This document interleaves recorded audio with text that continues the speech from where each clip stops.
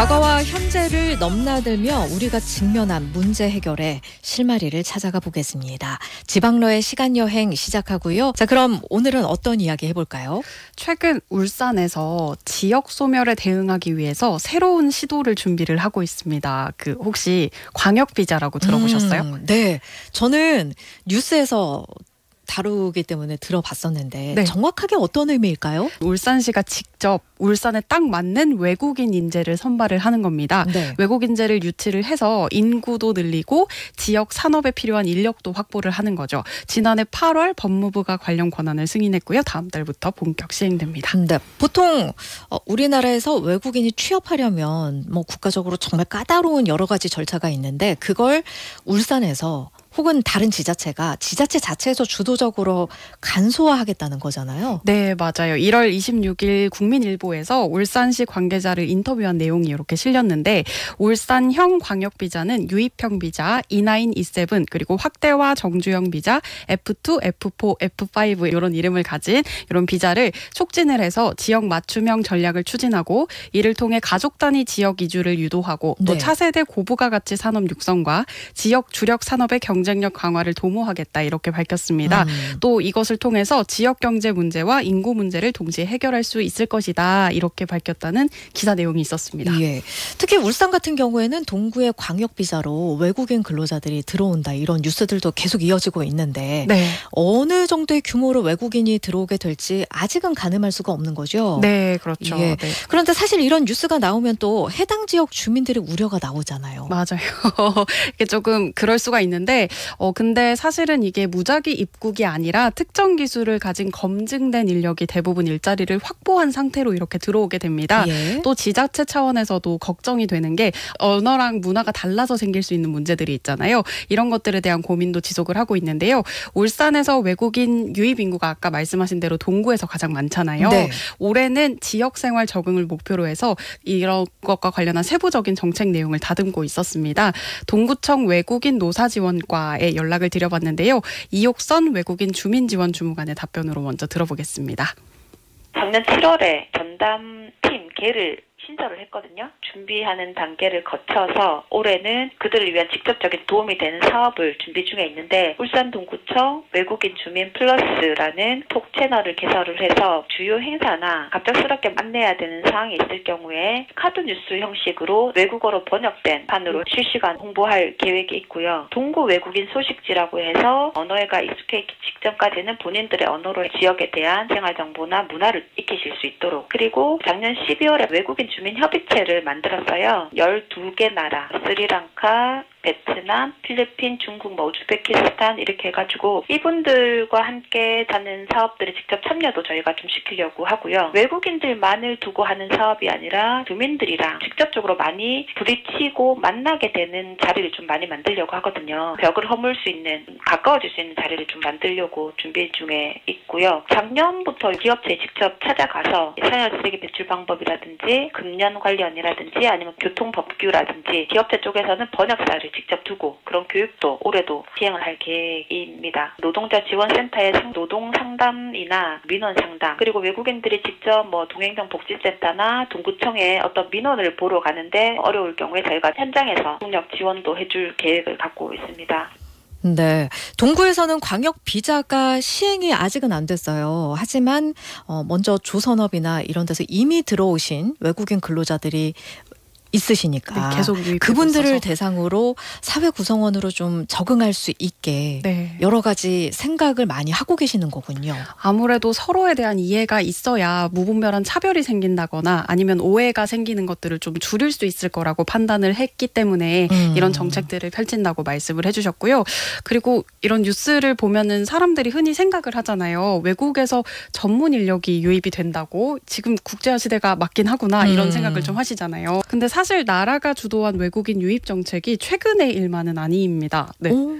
이게 과거에도 있었다는 거예요? 네, 맞아요. 오. 사실 우리나라 사람들은 대한민국은 단일 민족이다, 단일 국가다 이런 말을 많이 쓰잖아요. 한민족. 자료를 찾다 보니까 우리나라는 다민족 국가 또는 시초부터 다문화다 이런 사료가 많았습니다. 오. 그럼 어디부터 가볼까요? 고조선 먼저 가볼 건데요. 그렇게나 네. 잘 알고 계시는 얘기에 있어요. 예. 고조선 건국신화 혹은 단군신화로 알려진 이야기 알고 계시죠? 네, 그 곰과 호랑이 네. 그 이야기요? 맞아요. 신화를 보면은 곰과 호랑이가 사람이 되고 싶어서 하늘에서 온 환웅을 찾아가잖아요. 예. 이걸 좀 더 현실성 있게 해석하면 곰과 호랑이는 각각의 동물을 숭배하는 부족이고 고조선 땅의 토착 민족이었다 이런 설이 있습니다. 예. 그리고 하늘에서 내려온 환웅은 다른 곳에서 이주한 새로운 부족으로 해석이 됩니다. 그 사람이 된 곰 웅녀랑 환웅이 나중에 결혼을 하잖아요. 예. 이거는 부족 간의 융합을 상징하는 거다 이렇게 해석을 해볼 수 있습니다. 아, 그러니까 곰과 호랑이로 대표되는 서로 다른 문화가 있었고, 네. 그리고 환웅이 그 새로운 완전 다른 부족 네. 그렇게 결합을 한 거다. 맞아요. 이게 다문화의 시초다. 이렇게 해석이 되는 거예요? 네, 맞습니다. 그리고 서기 42년 금관가야에도 주목할 만한 일이 있었는데요. 예. 가야 첫 번째 왕 김수로왕 아시죠? 네. 이분도 알에서 깨어난 비범한 인물인데 그의 아내도 우리 민족이 아닌 다른 국가 사람이었습니다. 그래요? 네, 역사 기록에 따르면 김수로왕 아내의 이름은 허황옥인데요. 예. 인도 아유타국 출신으로 알려져 있습니다. 두 사람의 결혼이 우리 역사 최초의 국제 결혼으로 알려져 있고요. 여담이지만 6살 연상연하 커플이기도 했습니다. 오. 이 결혼으로 가야에는 그 불교 문화가 전해졌고요. 예. 수로왕릉 정문에 가면 인도 문화에서 전해진 물고기 2마리 문양도 새겨져 있습니다. 지금 와, 그러면은 그 가야 시대가 찾아보니까 네. 서기 42년 이때부터 199년 네, 이게 김수로왕 제위 기간이 네. 그때서부터 우리는 단일 민족은 아니네요. 그때 네. 이미 인도 혈통이 들어와 있는 거네요. 네, 맞아요. 그리고 김수로왕은 김해 김씨의 시초로 널리 알려져 있잖아요. 네. 아내인 허황옥은 김해 허씨의 시초입니다. 그래서 그때도 남자성을 따르는 관습이 있었기 때문에 네. 이렇게 여성이 시조가 된 건 이례적인 일이었거든요. 근데 둘 사이에 태어난 10명의 아들 중에서 2명이 허황옥의 성을 따랐습니다. 오. 그래서 문화와 문화가 만나서 새롭게 문화를 창조해낸 그런 사례로도 볼 수 있지 않을까 생각해봤습니다. 생각보다 정말 오래전으로 거슬러 올라가네요. 네. 최초의 국제결혼 그리고 여성의 성씨를 시조로 하면서 기존 관습을 철폐한 부분도 굉장히 신기합니다. 네, 신기하죠. 더 재밌는 건 삼국시대 이후에는 다민족 형태가 아주 자연스러웠다는 겁니다. 그 대부분 건국신화에서 시조는 항상 아래서 태어나거나 하늘에서 내려오잖아요. 그렇죠. 신라의 시조 박혁것에는 하늘에서 내려온 자줏빛 아래서 태어났고요. 예. 고구려 시조 동명왕 주몽이라고 하죠. 해모수와 유아 부인이 정을 통해서 낳은 알에서 태어납니다. 예. 주몽의 아버지 해모수는 사실 하늘신의 아들인데요. 또는 뭐 하늘의 명에 의해서 이렇게 지상으로 내려온 인물이다. 이렇게 묘사하는 경우도 있는데 예. 이렇게 알에서 태어났다. 하늘에서 왔다. 이런 설정은 영웅적인 인물, 뭐 왕권의 정당성을 강조하는 표현이기도 하지만 네. 외지에서 온 인물이다. 이렇게 해석하는 견해가 있습니다. 오. 그리고 역사가들이 출발부터 다민족 국가였을 거라고 분석하는 나라도 있는데요. 여기가 바로 고구려입니다.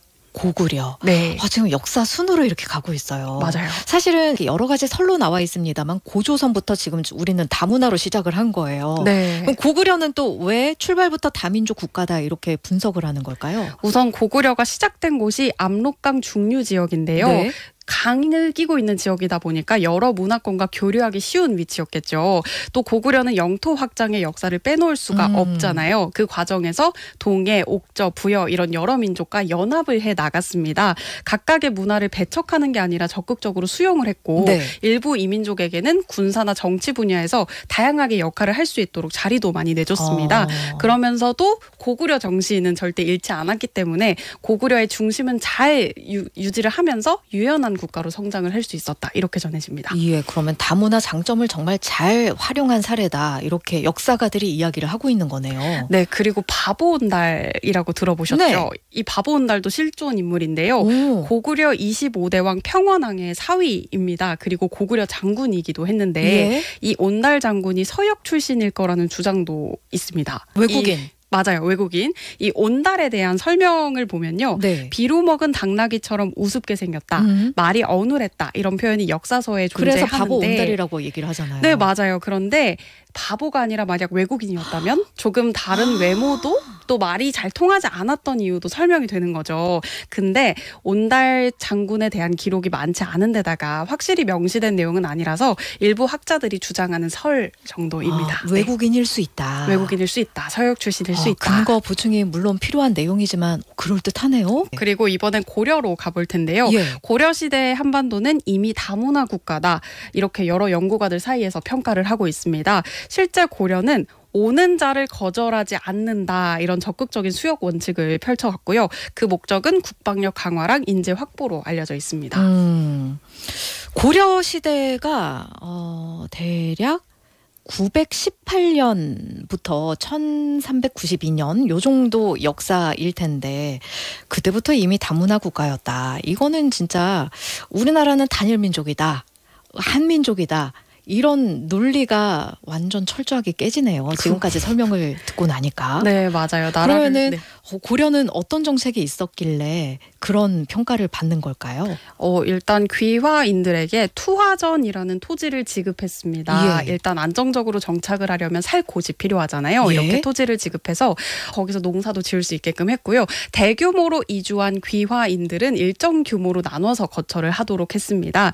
외국에서 온 지식인하고 기술자를 관직에 등용해서 주요 국가 사업에 참여하도록 이렇게 장려도 했습니다. 이런 흐름은 고려 언제부터 시작이 된 거예요?